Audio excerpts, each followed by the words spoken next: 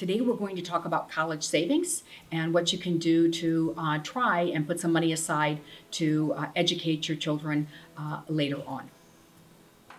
So college savings, big topic, right? Doesn't cost any money to send your kids to school, correct? It's free. Wrong? Maybe I'm not right on that one. It is a big thing. Okay, it costs lots of money to go to school. So let's talk a little bit about how we're going to get there and what we think are some great ideas on ways to save. And so first is, how much money do we need, right? Does it cost a little bit of money to go to school? The College Board, just so you know, has been around for 100 years. It is a nonprofit organization dedicated to giving you averages and cost information on schools. And they estimate that school can cost anywhere between $26,000 and $52,000, $53,000 if you want to go to a private school. Now, how much you pay, that's another subject, because some of these things are subjective and can be negotiated. So what are we going to do, or how are we going to get there, right? We have to talk about how much money we're going to save along the way, hopefully, so that we're not taking this all in student loans. So we have several ways and investment vehicles that we can use. We have the 529, which we're going to spend most of our time on today. We have a Coverdale account, better known as an IRA. It was an IRA set up originally. It has some meaning. Savings bonds, believe it or not, there are ways that we can use savings bonds. We have UGMA and UTMA. These are custodial accounts for kids. It just depends on what state you live in, on whether it's a gift or whether it's a transfer to minor act. They have some positives and some negatives, some drawbacks to them when it's coming time to making the calculation to figure out how much money you have to pay and how much money you're eligible for grants. And then last but not least, loans. I try and remind all students that loans are like vampires. They will suck the life out of you. So we want to use them as sparingly as possible.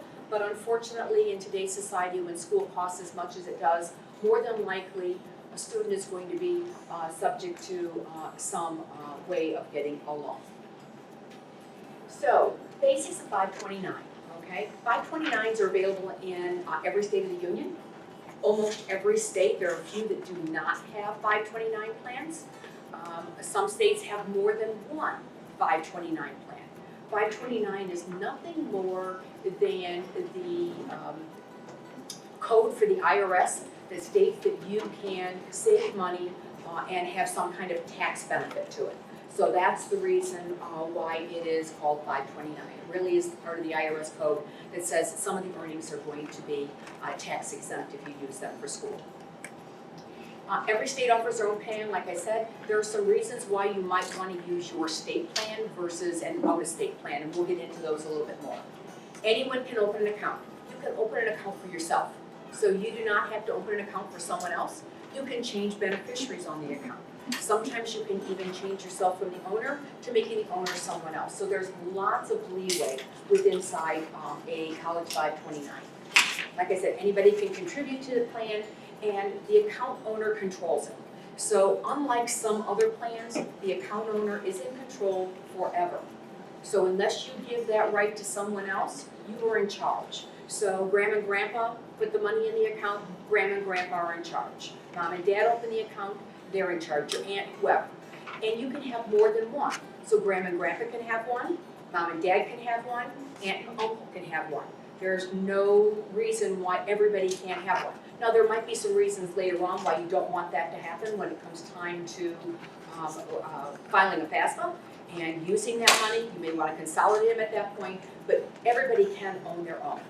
So you don't have to make sure that you're contributing to one that the family has already set up. So, no income restrictions. Like some of the other programs we're going to talk about, there are no income restrictions. So you can make as much money as you want. Now there are some limitations to how much you can put into it, okay, but the dollar amount is very high. So we know right now that the credit this year that you're allowed to give away without having to file a gift tax return is $15,000. So you can put $15,000, your spouse can put $15,000 into one of these plans. not everybody has that kind of money laying around, I understand, but it is still where you can put quite a bit of money in. You can also consolidate and put up to $75,000 a person into a plan in 1 year. You just have some information that you have to file with the IRS. There's no tax due on it, but you can put a lump sum that big inside a 529 the first year. Minimum monthly contributions. So these plans can be opened for as little as $25 and is funded with as little as $10 a month if you want to. So it's not like they're prohibitive for people, everyday people trying to save some money for school. They are very affordable. Some employers have programs through where they work that you can have them payroll deducted. So that is an option as well.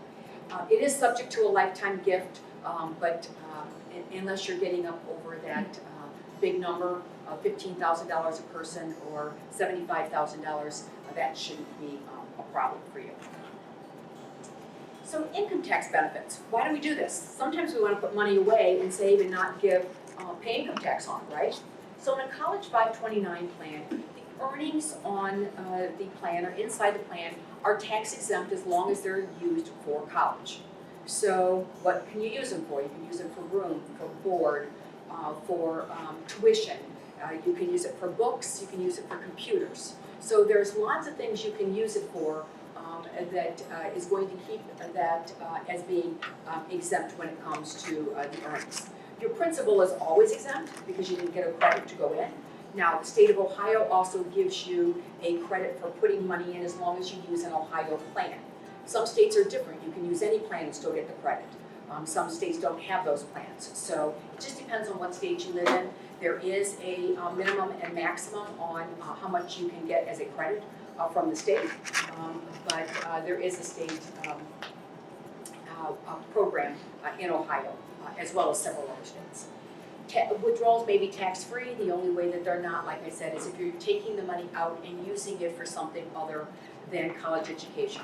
Now, with the new tax law this last year, you can now take up to $10,000 a year out of a college 529 plan and use that for high school education, grade school education, something in which you're going to pay a tuition to go, but it is subject to that 10% minimum, so you can't go, or 10% maximum. So you can't take more than $10,000 out of the 529 and use it for other expenses, education expenses. So selecting a plan. So we just talked about that there might be a reason why you would want to pick the state plan that you're using, right? Because you might get some tax benefits. However, maybe there's another plan. So one very popular plan in this area is American Funds. American Funds has a great 529 plan, but it's based out of Virginia. So you're not going to get the state credit. However, we have to compare them and say, okay, what can we get? Are we going to get more investment options? Is there something there you like better? Is the cost inside the plan lower than what the cost would be if you're using the BlackRock plan in Ohio? So it's something to always be good to know, to compare back and forth and see what makes sense to you. Beneficiary designations and restrictions. So in Ohio, we can, in the BlackRock plan, you can change that beneficiary anytime you want. So today I opened a plan for myself. I'm going to go back to school. I can name myself. But next year I have a grandbaby. I've decided, you know what, I've got enough money, I can pay for my education. I want to change the beneficiary to be my grandchild. I can do that. So most plans allow that to happen. Some do not. There are very few, but most of them will allow you to change the beneficiary. And there's no age restriction on that beneficiary. So you can give it to grandma who wants to go to school. It doesn't matter who you give it to. So maybe you have two children. One goes to school and gets grants and scholarships, and you don't need the money. The other child's going to need the money. So you may want to move some of the money from one child to the other just because you want to make sure that you don't end up with a lot of student loans. So that is a possibility as well. You don't use the money. I just had one where a student didn't use all of her money. She's getting married, going to have a baby. We're going to move that to her child when the child is born as another way to make sure that that money stays inside the education account and we don't have any income tax to pay there. Account access options, so what we mean here in processing withdrawals, so you call me today, your child is going to school, we had one earlier we talked about, she's gonna go to school in the fall, so how do I get my money out? Is it as simple as a phone call? Do I need to fill out paperwork? How long does the process take? You wanna know all those things before you decide that that's what you're going to do, because you need to make it easy. Will they allow you to make the check directly payable to the school and send it to the school? Or does it have to come to you and then you forward it on? All those things are things that you should know. Most of them are pretty obvious, but if you're going to make the check payable to anyone other than the owner of the account when it's coming out, you need paperwork. I can almost always guarantee you that if you're going to change who you're writing the check to, you're going to need some kind of paperwork to get that done. So if I want to send it to the Ohio State University, I'm going to fill out a form that says, please make the check payable to the Ohio State University. Now, I may want them to send it to me. My advice would have it to be to send to you, because do you know what happens to it once it leaves there and gets to that big place that needs to process it? So my advice would always be to make sure that you know where that check is and where it's going to happen. So we have another option, and this is called a Coverdale. They were originally called IRA accounts, and you were allowed to put up to $2,000 into this account. So like I said, not as lucrative as what you're going to have in a 529, but still a way to put some money away. Now there's some rules and some different choices here. You have to be under the age or 18 or under in order to fund a Coverdale. So you cannot do one after the age of 18. You can only put $2,000. So if Grandma and Grandpa want to do one and you want to do one, $2,000 is still the maximum. So you can't put more than $2,000. It can't be Mom did one, Dad did one, Grandma did one. It doesn't work that way. $2,000 is the maximum you can put away. What's nice about the Coverdale, though, is that it can be used for just about any kind of education expense. So if your kids are going to some kind of educational camp, the money can be used here as well. So a lot of times we'll tell parents or grandparents to set one of these up. In Ohio, you need to be, the parents need to be the owner of this account. Lots of funding rules, so to make sure that you're abiding by all the rules, they say that this needs to be owned by the parent. You also have to distribute all the money from this by the time you're 30 years old. So you can't, it can't go on forever like you can in a college 529 plan. I have a lot of people that use these to fund, like I said, camps. They might fund kindergarten. They might fund, the kids are going to go to a high school that's private, and this is a way, because before 529s you couldn't do that. So they put money aside for their kids so they knew that they could go to that private high school. They didn't want them to go to the high school where they lived, so they would put money in an account like this. So what are the tax benefits? Okay, the tax benefits are the same as they are in the 529, and that is as long as you use them for a qualified expense, there will be no income tax when you disperse those funds. So it's still a pretty good way to save some money. So after tax on this we're talking about here, these are where we have some problems. So now we have earnings limitations on who can contribute to a Coverdale. So if your income less than $110,000, okay, if you're single, and less than $220,000 if you're filing joint. So where you don't have that problem on a 529, you do when you're looking at a Coverdale, the income cannot be too high, otherwise you can't contribute. So beneficiary has control. So that's a little bit different than the other one. So on a 529, like I said, the owner is in control. In this particular case, the child is going to be in control when they turn 18.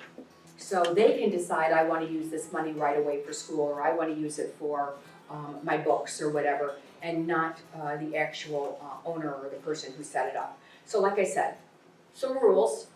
I'm pretty sure that most of us can control that enough to make sure that that happens, that they use it for education expenses, but it could be an issue, let's put it that way. Not always an issue, but it can be an issue. So savings bonds.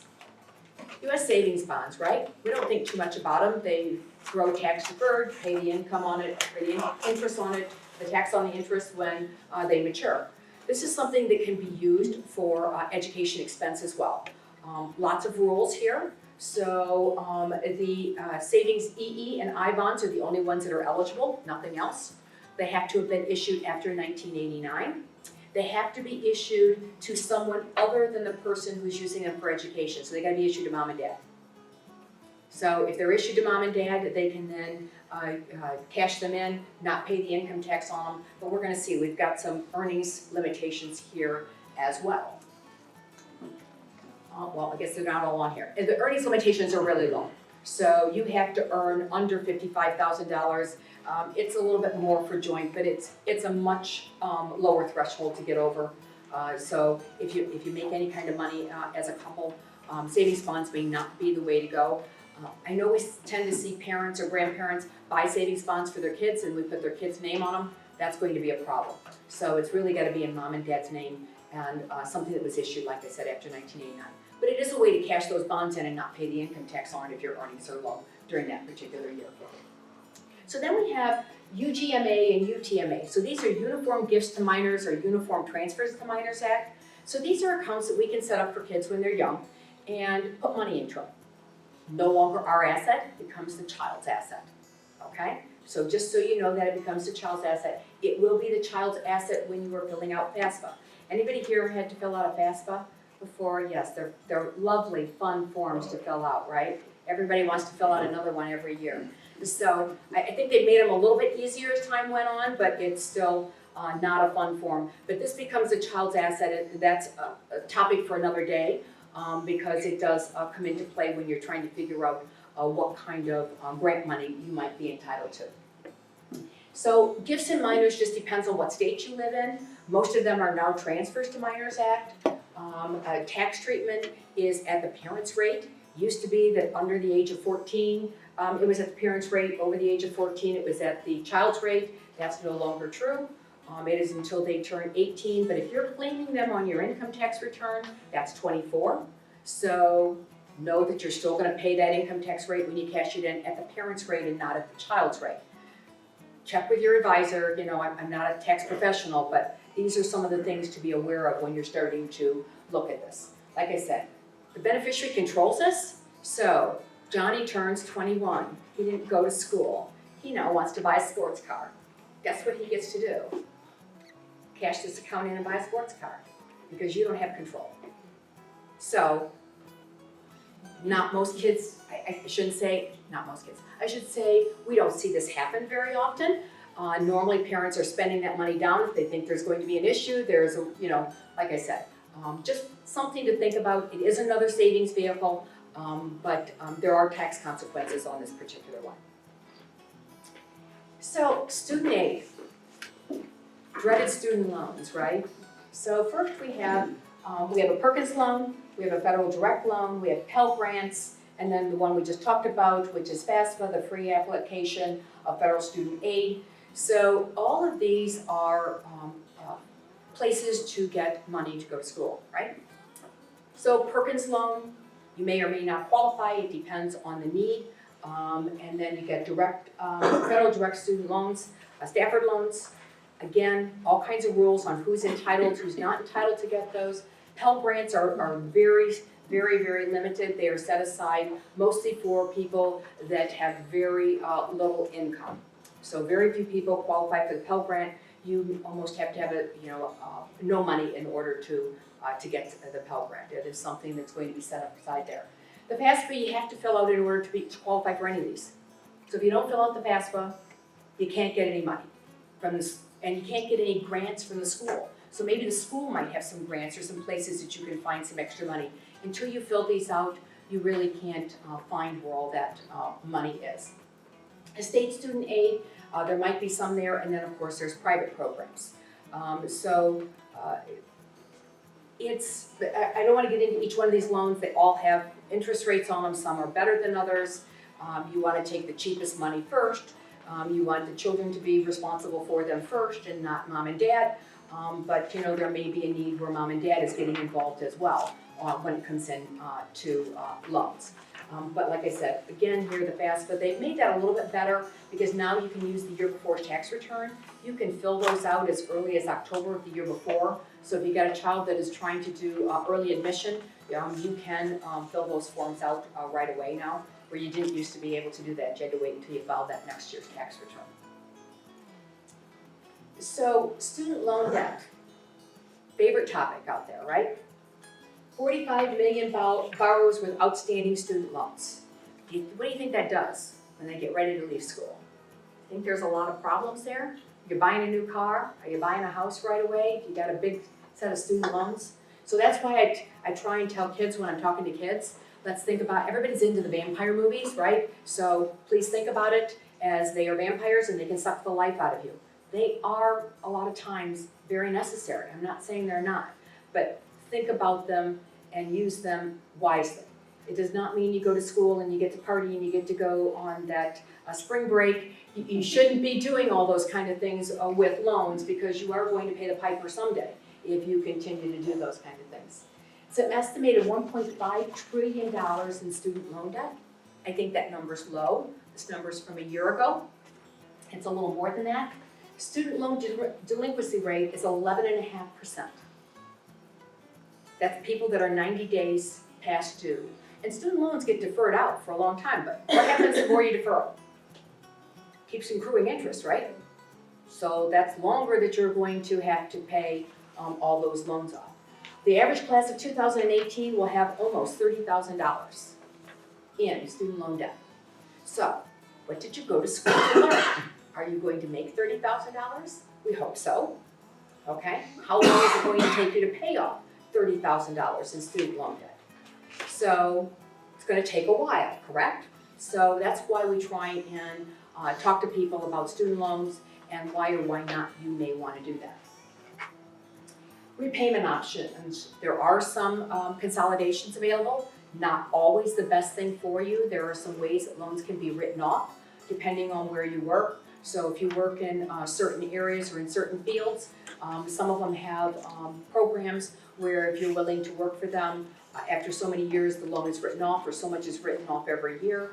Nursing has some of those, teachers have some of those. It just depends on where you go to work and what field you're in, on whether or not though you qualify for those loans.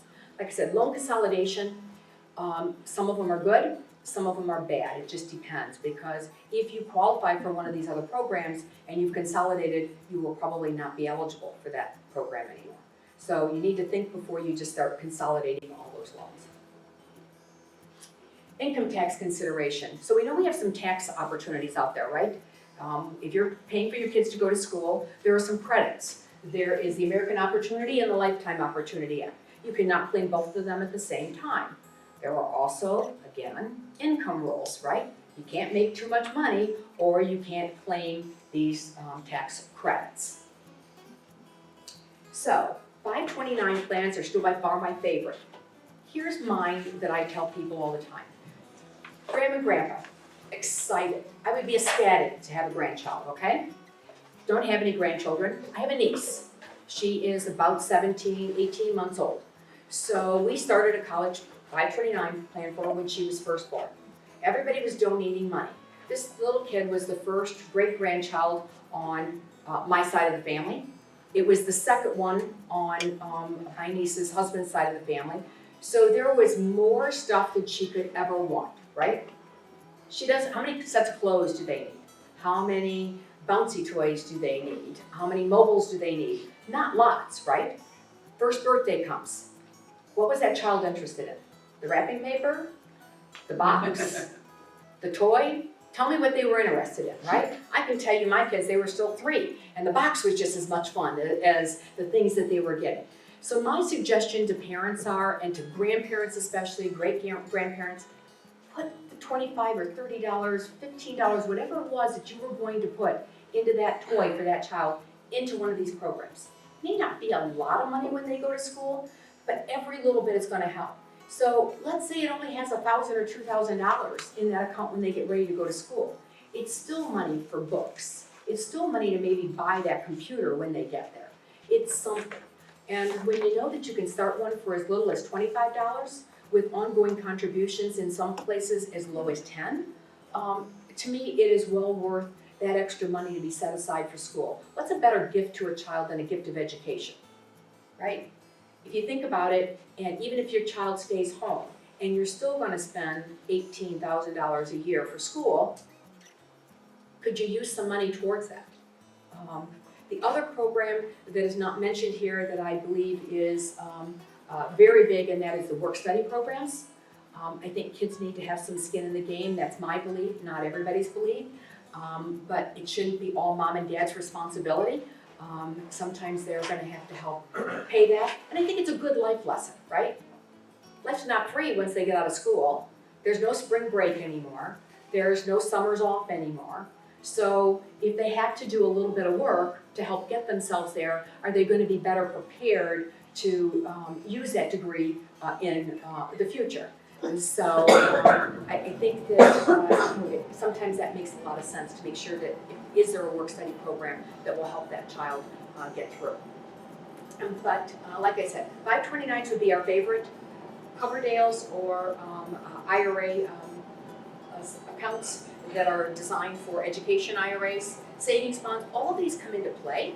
But know that there are lots of ways to start to put some money away that might help you tax-wise as well, get there.